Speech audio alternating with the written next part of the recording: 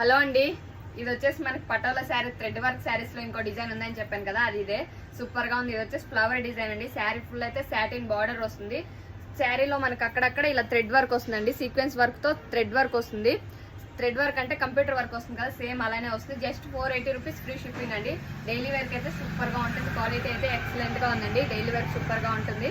ఇది వచ్చేసి satin border ఇప్పుడు కనబడుతుంది చూడండి. శారీ ఫుల్ అయితే సాటిన్ బార్డర్ వస్తుంది. దీంట్లో కలర్స్ కూడా ఉన్నాయి, చూపిస్తాను.